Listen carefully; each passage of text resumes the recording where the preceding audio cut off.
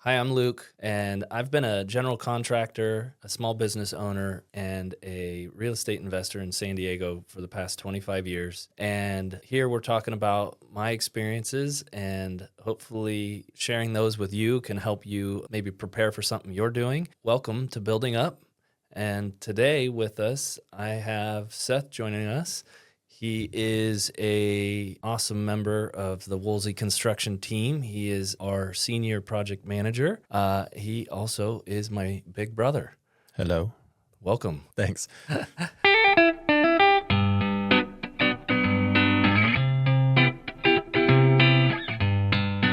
No, I was thinking about it today. I was like, I don't know if I remember exactly what got you into construction. Well, kind of, I would say, well, first, before going into the military, I had a couple of construction jobs in high school, but mainly with Ray Godfrey, doing flooring when I kind of got out of, did the CHSP stuff and then started working for Ray Godfrey. Was that commercial mainly, or? That was commercial flooring. Yeah, with some residential. Yeah. Mainly commercial flooring. And then, just moved on into the military and then came back, did citywide. You were already there. So Yeah. it was kind of a natural fit. And then never really pursued any other avenue with any sort of seriousness other than that. So I remember, saying, joking around like, oh, I'm feeling the pinch. I'm going to be stuck in construction forever. Totally. But, at some point it was like, all right, then make it your career, and get good at it, learn it. And then advance in it. And so, Yeah. What did you first discover that you liked about construction? I like the different challenges of it, not the same thing every day, not going and sitting in a cubicle. You get to, drive to work and, different job sites, not really knowing kind of the challenges of the day that'd be presented, but just being outdoors, not being inside. Totally. Working around, back in the day, we had some good people we were working around. I know it's kind of a rough business, but there were some good guys. Find some good characters, and your office is all over, which is nice. Mm-hmm. Yeah, so it was just nice not to be going and slogging into an office every day. Yeah. Now, I know as most people do, you start out in the field and you kind of work your way up, you gain experience, and then tell us about what it was like transitioning from actual like hands-on trade work, we call it field work, whatever, into the management side and a little bit more office. And just like, did you already know or always know that you wanted to move into management, or did you think, hey, this is just the next logical step? Yeah, I think when you're younger, you don't really think about it, Mm-hmm. but you're advancing through, and then at some point, you're getting into your 30s, and you're like, yeah, maybe I want to be on the management side. So I think that's kind of when I started thinking about it, probably around like 28, 29. That working for David Kaiser, we already kind of did some job site management from infield. So we were managing projects, and that felt kind of cool, being responsible for it, kind of driving the boat. So yeah, and then I think, after getting a taste of it, doing that, I was like, yeah, definitely. I don't want to swing the hammer forever. It's nice to know the skills and do this stuff, but at some point you want to get into the management side, and it's supposed to be the advancement. Yeah, right. That's the natural progression, right? Is like, that's you learn your hard skills out there in the field, right, and then you start to get some people skills and some management skills, Yep. organization. Then all of a sudden you're like, I'm not really a construction worker anymore. Not so much as swinging the hammer, but for sure. You're still in it. Dealing with the subs and the trades and the guys and the clients. So it's just I think you have more responsibility, obviously. Sure. You have more a wider picture of what the jobs entail, and you're dealing with more of them than just the one you're going to for the day. Totally. So with that, how much more stress comes with managing multiple projects? Quite a bit. Quite a bit. You you don't get to just put the one job down. It's kind of constantly consuming your thoughts on different jobs and where they each need to go to keep on track and keep guys busy and keep schedules moving and, hit billable points. So yeah, quite a bit more stress. Yeah, project management, I feel like, is one of the probably most demanding roles within a large construction organization, where you're not just managing one or two, you're managing sometimes 5, 6, 7 projects and large dollar amounts, larger crews, more consequential. And so how many years did you spend in the field, and then how long have you been in project management? I mean, not counting anything prior to military service, which was like, I went in 19. Yeah. So, I mean, there were a couple of years there, but not counting any of that, counting coming out, probably about, let's see, 21, probably about a good 15, 16 years in the field. Yeah. And then now in management, probably just coming up on 10 years. Yeah. Wow. That's so crazy. Yeah. It flies. And so we kind of talked about what you liked about the field work. Is there an aspect of the management side that you actually enjoy, or is it all just like stress? No, there's aspects that I like. I mean, when things are flowing smooth and you're setting them up and knocking them down and schedules are being met and you're hitting checkpoints and bills and, the guys are rolling through and they're happy. I mean, it feels pretty good. When you're in a flow state, everything's just firing. Yeah, it feels like, all right, yep, we set it up and you're just watching it go. So yeah, that feels good. Yep, and then you can be out in front a little bit more, and that helps too. So you're not as reactionary. Yeah. In your position on a project, I feel like you see more of the client's experience during the project, and it's pretty interesting because on the sales side of it, there's a lot of excitement, and they haven't really gotten into it yet, and so they can't believe they're going to do it, and then you show up and walk us through a little bit of like, pre-construction meeting. Emotions are high, everybody's excited, and then there usually is like some sort of honeymoon period that wears off, and then no matter how great it is there a point that they're like, okay, I want you out of my house? Oh yeah. There's that point. So yeah, I mean, they're ready to rock and roll. Yeah. Come the pre-construction meeting, they're chomping at the bit to get started. Yep. That's an opportunity. I like to set a little bit of expectation of, all right, it's great now, but in 6 months you're going to be like, get out of my house. So they're inevitably, yeah. I mean, anybody's going to get tired of a project. Yeah. They're going to want completion, and they're going to have gone through a lot of, the challenges that project's going to present. So, they're unique to every project, but there are challenges. And I think people just, they get to a point where they want the project complete, and so do we. So, I just kind of like, yep, I'm glad you're ready to get started. I'm excited too. Let's keep it this way through the entirety of the project. Keep an open line of communication, and when we hit the hard times, we'll work through it together. Totally, the hard times are going to come, and I think that's so key. Is like having a client that's going to work through it with you, as you're a resource and not the adversary.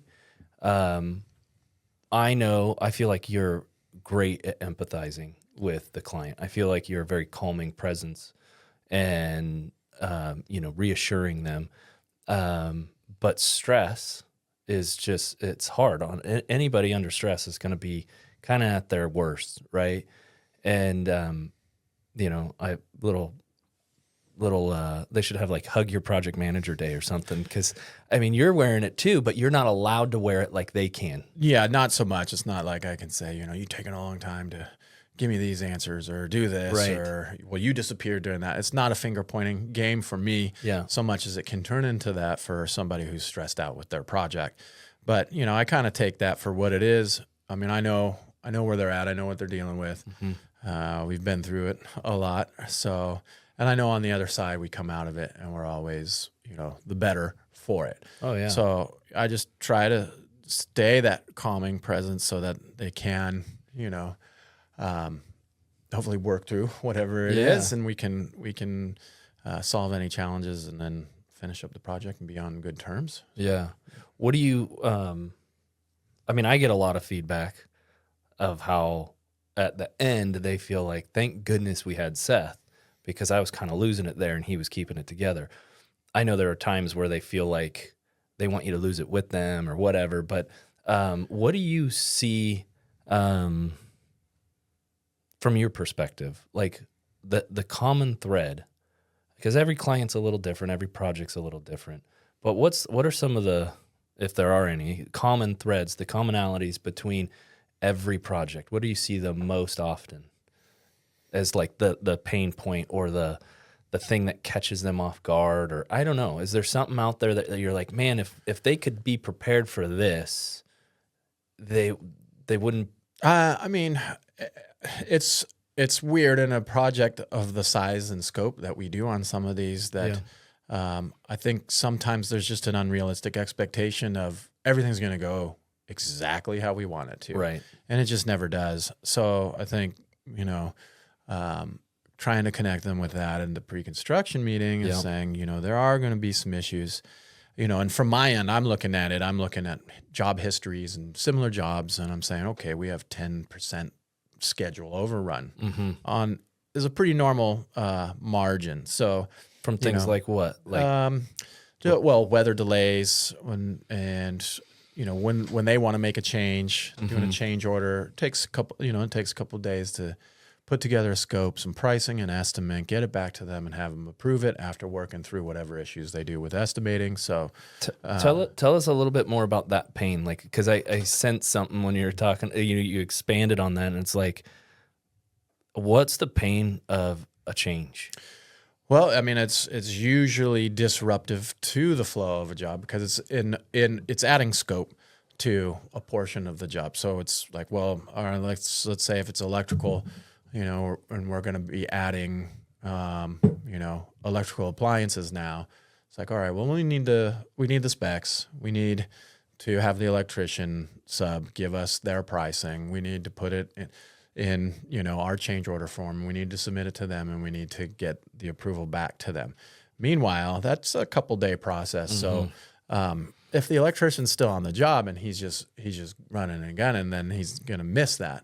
And there might be other things that have to tie in with that, or they might need to upgrade a panel because of that, or something of that nature. So it's usually a timeout. Let's figure this out. And so you're kind of you're like putting the brakes on the freight train. It can be, yeah. And so if you lose a day, then you're pushing your HVAC guy, which means you're pushing your inspection, which means you're pushing your insulation. So everything all the way down the line is going to get bumped. So it's a domino effect. Yeah, which is not great. And I try not to let that happen because obviously that's a lot more work for the project management team. Yeah. Is, all right, we got to reshuffle all this. And obviously we don't want to do that and create delays for the job either. But we will, It's like, you got to, right? If they want to make a change, they should be able to do that. Absolutely. We try to let them know, it's your project. You can do whatever you want. As long as you're connected to, this isn't a pain point for you. If adding time to your project isn't going to overly stress you, then, just know that we're adding time to the project. I think that's the biggest key that clients miss when they say, well, what about this? I want to do that. And it's like, great, that's awesome. But it's going to cost us a couple days and maybe more. If it's not just money, right? It's time. And it's decision making.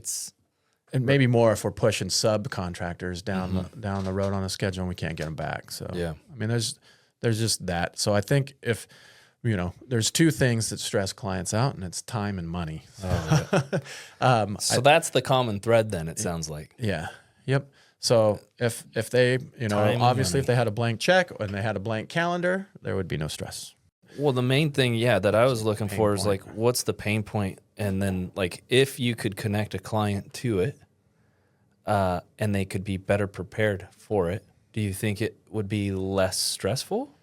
Yeah, and I mean, on that note, I mean, the more you can do up front, the more you can do in the sales and design process, and the more you can, have your details figured out, your designs figured out, that's going to cause a lot less pain, because otherwise I'm going to be calling, emailing, asking all the time.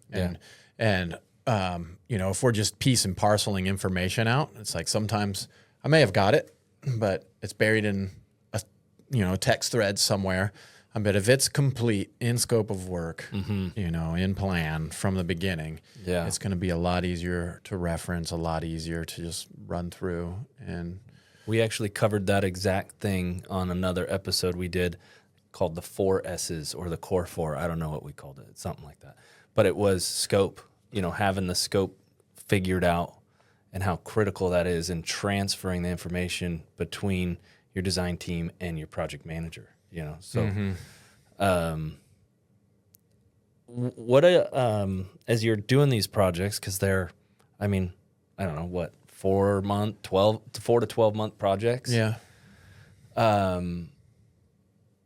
What do you find on the relationship side as you get to know these clients, different walks of life, different ages, all kinds of stuff, right? And you're having to kind of fit every personality in a way, and even not just the client, but like also you deal with so many different employees, you deal with so many different subcontractors, and I'm just thinking like you kind of have to navigate so many different personalities and relationships. Do you find that you're like the clients or employees or subs therapist sometimes? I mean, it seems like you have to talk them off a ledge quite a bit. Sometimes. I mean, some, obviously, everybody's different, but, some, I think with some clients, you have the nervous ones that have not been through a project before. It's kind of more trying just to reassure them, we're professionals, we do this for a living type of thing. So we're going to get through it.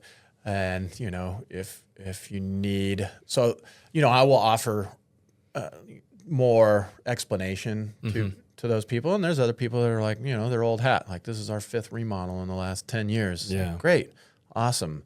Then it's more like a partnership, where it's like, you understand what's going on. So you kind of give them that feedback too. Like, you don't kind of like hold their hand through it. They get to be a little bit more independent.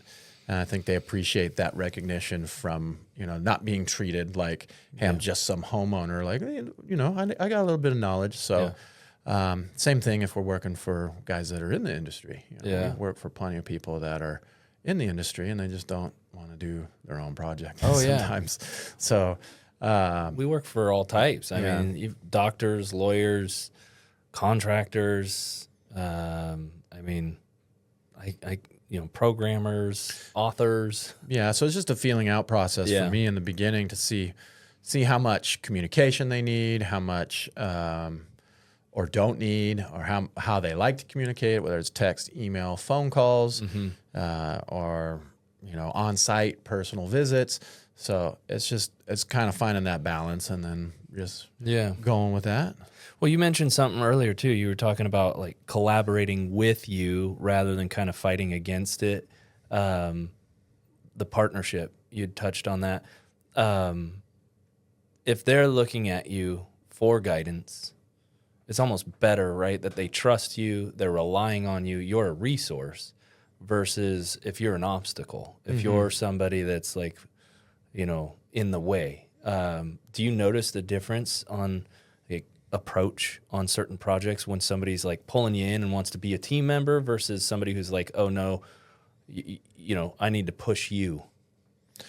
I mean, there's definitely a difference. I mean, some people, they feel like they need to have complete control of the project. Yeah. So sometimes it's like, all right, I'll kind of step out of your way for a second and let you run with it. But, when it comes down to scope, I mean, that's what we do, right? We provide our service based upon a scope that we've agreed upon. Yep. So if things start getting outside of that, I can say, hey, that's all. You can take that. You can run with that, or be a resource of, even like, well, I mean, if you want to know, I can help you through it, Yeah. So, yeah. And I mean, like I said, everybody's a little bit, they're a little bit different. So we're just trying to figure out who I'm working with. Yeah. And, I mean, I stay pretty much steady. It's just how kind of how you deal with anybody in any phase of life. So. Yeah. Yeah. Cause I just think about, people don't really know what a project manager is dealing with when they're not dealing with the client. Cause I think the client thinks I'm your only client, right? Yeah. I mean, I like to let them think that too. You want them to think like they have your undivided attention, but it's not. I mean, they know that that's probably not the case, but you don't want to make them feel like your project is just one of many, and you're not getting as much attention. Yeah, I mean, they're all getting as much as attention as I can give them. Sure. And especially during some phases. There's some phases where I can be a little bit more hands off. When we're sub heavy in framing, when we're sub heavy in electrical, and the MEP stuff, then it's like, okay, I don't have to do as much on this project right now, as long as it's set up to go from there. Yeah, you've done all the pre-planning work, and hopefully it is like you put together this machine and you hit go and it just unfolds in a perfect world, right? So there are sections of the job, as you mentioned earlier, that you hit that flow state, and it allows you to go dedicate more time to the ones that are stuck, maybe. Right, and that's kind of what we do interior in the company, is we try to put the jobs so they're not all at the same spot. So they're not all requiring high touch at the same time. Right. We want some jobs to be, okay, that's cruise control for a little bit. Yes, I'm still sitting in the driver's seat, but yes, we're going to let that kind of go down the road, and this one needs a little bit more attention. But yeah, I mean, I'm sure they know they're not our only client, right? Well, it's pretty cool if you can make them feel that way, though. Right, but there are ones that really do think that, and they're like, "Where are you? Where are you?" Yeah, call you all the time, and that's the other thing that I noticed, though, is I see you in your role on any given project. You're on the behalf of the homeowner or the client, or whoever it is. You're reaching out to their design team. You're reaching out with engineering questions. You're going to the building department to try and push through plan changes or whatever. I mean, just because you're not on the phone with them or standing on their job site doesn't mean you're not advocating for them. Right. And you really are, as far as I'm concerned, as a company. The contractor is the only other person on this planet that wants your job done as fast as you do and as well, right? So your project manager is representing that, pushing it. Yeah, and I think some people have had some negative experiences in the past where contractors are just take the money and run and provide the basic service, where I think, we try to do something different. Is we try to establish a working relationship. Yeah. We try to partner with them and not be like, well, this is what you signed for, this is what you paid for, and that's all you're going to get. Yeah. We want to be above and beyond. Yeah. We want to provide a good service, a special service where it's, whatever you want, But there is the time and money aspect to those things too. But I mean, if you can dream it, you can do it. Yeah, totally. It's just time and money. That's it. Yeah. So, I mean, that's quite a bit on the client side. And I know that that's a big piece. And, I'm sure people watching or listening are going to relate if they've done a project, if you're a client. The other piece that I look at is the subcontractors, and another kind of team collaborative feel relationship there. But I've noticed a lot of times the subs can be either your best friend or your worst enemy, depending on how organized they are. And they're doing things a lot on the fly, it seems like, in the field. And tell us a little bit about like what makes a good sub and what makes a kind of a hard sub to deal with. Well, I mean, the subs we work with are all pretty great, and I think we have a really good partnership with them. Yeah. I have a rapport with most of them, built over time. So that's something on just ending the client side to know is like, our subs are a part of like kind of our extended company, Totally. family. They're an extension of us. Yeah, for so, sure. And as we bring new ones on, we kind of vet them and we find the ones that work and don't work, and we don't, end up working with those ones so much. But, what makes a good one is, I think, somebody who's responsive, number one, and, picks up the phone and works with you to schedule, has a cool head when problems arrive, and, works with you to work through it, doesn't get, over their skis and, oh, damn it, this isn't what I signed up for. You hear some of that. A lot of hot heads out there. Yeah, a lot of hot heads, Yeah. not wanting to solve problems, but, just soaking up the drama. So if they're not doing that, then they're usually a pretty good sub. Yeah, it sounds like you want somebody that has your back too. Like they're not feeding the drama, they're helping to solve it. And because the problems are going to pop up. I mean, that's one of the things I always admire about your position and your role is like you are in the middle constantly of controlled chaos. Like that's what you're trying to do. You mentioned weather delays, job stoppages for change orders or design work change or whatever. You have manpower issues. You have material shortages. You have all kinds of subcontractors schedules you have to contend with, and then you have to throw the building department in there and designers in there. And I mean, you're literally dealing with everybody, maybe not always pulling in the same direction. Yeah, I mean, project management touches all phases of the Yeah. project, like the seen, the unseen, all of it. So it all kind of, revolves around project management. It gets a little piece of everything. Yeah. So yeah, it is a little bit chaotic at times. So I think the more support you have, obviously, from your team in-house, and then your subcontractors are kind of next, Yeah. And I mean, that kind of helps with, I mean, we're able to call in a lot of favors with guys that we've worked with for a long time. The newer guys, we haven't built that rapport with so much yet, but that's kind of, pull in case of emergency, break glass for subcontractors. Yeah. So you're leveraging your long-term relationships and depth of knowledge in the trades and all of that for every client, right? You're trying to pull those preferential treatment from these good relationships that you have with subs so that you can keep your jobs moving, so you can hit your marks, you can hit your deadlines. Yeah, I gotta beg, borrow, and steal sometimes for sure. Yeah, I just don't know. I think that I just wanted to mention that because I don't know that most clients realize what's happening, but behind the scenes of what their project manager's doing on their behalf. And I just think it's really important to tie them to that and then give you an opportunity to also tell people what your experience is on your side, because I think so often you don't have an outlet. You don't get to slow down and there's no time to slow down and wipe off your tears. You just have to kind of pick yourself up and keep moving, which, takes a thick skin, takes a good temperament, and a lot of, I think, something that we touch on in our company is just that inner work of being emotionally healthy and in tune to what other people are going through.